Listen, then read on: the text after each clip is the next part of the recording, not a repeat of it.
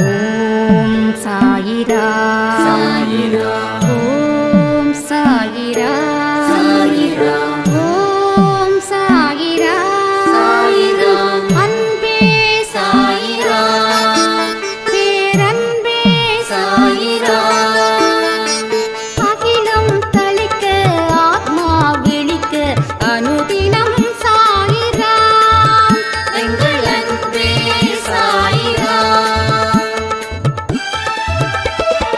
ஒன்றே இறைவன் ஒன்றே பூமிக்கென்றும் சாயிரா சரணம் சாயிரா நன்றே செய்து வாழ்வோம் நாம் ஒன்றே செய்து வாழ்வோம் அன்பே சாயிரா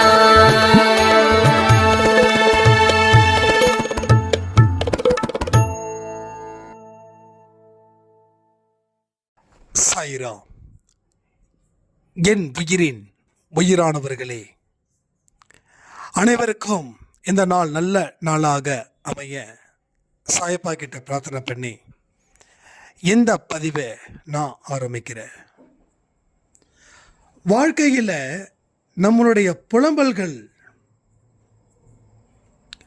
வாழ்க்கையில் நம்முடைய கஷ்டங்கள், நம்முடைய சங்கடங்கள்,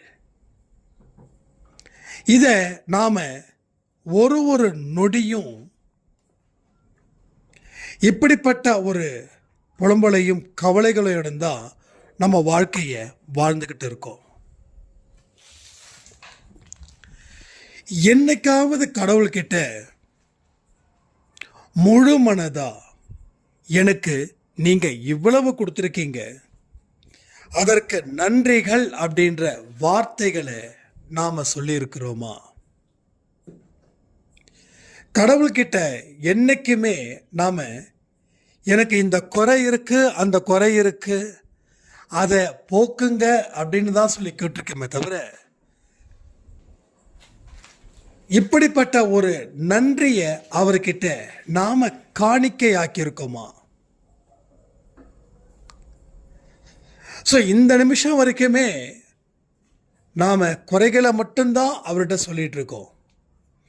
இன்னைக்கு நாம் என்ன பண்ணலாம் தெரியுமா? குறைகளை சொல்லவே வேண்டாம். நாம் இன்னைக்கு முழுக்க முழுக்க நன்றிகள் செலுத்தக்கூடிய ஒரு நாளாக இந்த நாளை நம்ம மாற்றலாமா? மனப்பூர்வமான நம்பிக்கை, ஆழ் மனசில் இருந்து அந்த நம்பிக்கை நன்றி நம்பிக்கையோடு இருக்கணும், நன்றியோட வெளிப்பாடாக இருக்கணும். எந்த இடத்துல நன்றி விசுவாசத்துடன் கடவுளை வணங்குகிறீங்களோ அதே நிலையில் உங்கள் வாழ்க்கையில் ஒரு மிகப்பெரிய நம்பிக்கை ஏற்படும். நம்பிக்கை இல்லாத ஒரு வாழ்க்கையை வாழ்ந்தா இன்னைக்கு நாம் எப்படி இருக்கோமோ அப்படித்தான் வாழ்நாள் முழுவதும் இருக்க வேண்டிய நிலை ஏற்படும். அப்போ நம்பிக்கை வரணும் அப்படின்னா நீங்கள் உங்களுக்குள்ள ஒரு சந்தோஷமான பகுதியை நீங்கள் உருவாக்கணும். சந்தோஷத்தை உங்களுக்கு உள்ள உருவாக்கணும். சந்தோஷத்தை வெளியில் தேட வேண்டாம். ஒரு அரை மணி நேரம் கண்களை மூடினது போல நீங்கள் கடவுளுக்கு நன்றிகளை சொல்லுங்கள். நல்ல பேரண்ட்ஸ் கிடைச்சிருக்காங்க, நல்ல குழந்தை கிடைச்சிருக்காங்க, நல்ல லைஃப் பார்ட்னர் கிடைச்சிருக்காங்க, நல்ல ஃப்ரெண்ட்ஸ், நல்ல மக்கள், ஏன் நல்ல எதிரிகள் கூட கிடைச்சிருக்காங்க. எதிரிகள் இல்லாத வாழ்க்கையில் எந்த மனுஷனும் வெற்றி பெற முடியாது. எதிரிகள் இருந்தால் தான் வாழ்க்கையில் வெற்றி பெற முடியும். ஸோ அந்த நினைப்பை வச்சு நீங்கள் கடவுளுக்கு தேங்க்ஸ் பண்ணுங்க.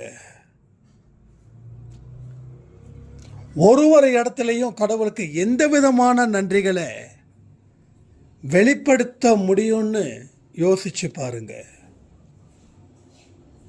அந்தந்த முறையில் வெளிப்படுத்திக்கிட்டே இருங்க. நீங்கள் இந்த பரிகாரம் செய்கிறேன், காணிக்கை கொடுக்குறேன்னு சொல்கிறீங்களே, அதை விட இது பலமான ஒரு வழிதான் கடவுளுக்கு நன்றிகள் சொல்வது. குறைகளை சொல்கிறதால நம்ம நன்றிகளை சொல்லலை, படித்தவனை குறை சொல்கிறோம். ஆனால் படித்தவனுக்கிட்ட நன்றி சொல்லும்போது குறைகளை சொல்கிறது இல்லை, கடவுளை மகிழ்விக்கிறோம், கடவுளை பெருமைப்படுத்துகிறோம். உங்களுக்கு என்ன இல்லைன்னு அவருக்கு தெரியும், உங்களுக்கு என்ன இருக்குதுன்னு அவருக்கு தெரியும். அவர் ஆர்வமாக எதிர்பார்க்கிறார்.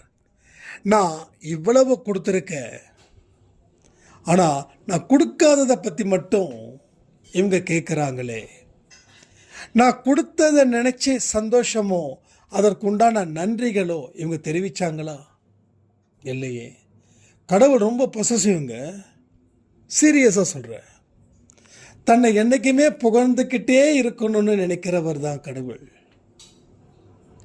அப்போது அதை போலியா புகழ்பாடாமல் ஆத்ம திருப்தியோட அந்த புகழ் பாடணும். நீங்கள் அந்த மாதிரி விஷயத்தை நீங்கள் உருவாக்குங்க. வெற்றி நிச்சயம் சாயின் சத்தியத்தில் சொல்லக்கூடிய வழிமுறைகள் மிகவும் எளிமையானவை, ரொம்ப சிம்பிளிசிட்டி. அதை சரியான முறையில் நீங்கள் சூஸ் பண்ணுங்க அப்படின்னா இந்த வெற்றி நிச்சயம் சாயின் சத்தியம் பதிவே உங்கள் வாழ்க்கையில் மிகப்பெரிய மாற்றத்தை அது ஏற்படுத்தி தரும். ஒரே ஒரு விஷயந்தான், மனசு தான் இங்கே எல்லாமே நம்ம சொல்கிறோம். அந்த மனசு முழுக்க முழுக்க நமக்கு கீழே அது கட்டுப்பாட்டோட அது வேலை பார்க்கணும். நாம் அதுக்கு வேலை பார்க்கக்கூடாது. நாம் என்ன சொல்கிறோமோ அது அதன்படி நடக்கணும். டேய் பாசிட்டிவாக திங்க் பண்ணு அப்படின்னா பாசிட்டிவாக திங்க் பண்ணணும். நல்லதை நினைனா நல்லதை நினைக்கணும். அந்த கட்டுப்பாடு அந்த மனசுக்குள்ளே இருக்கணும். மனசு நம்மளை பார்த்து பயப்படணும். என்னோடய எஜமானன் என்ன சொல்கிறானோ அதை நான் செய்வேன், அதுதான் நான் செய்ய முடியும் அப்படின்னு.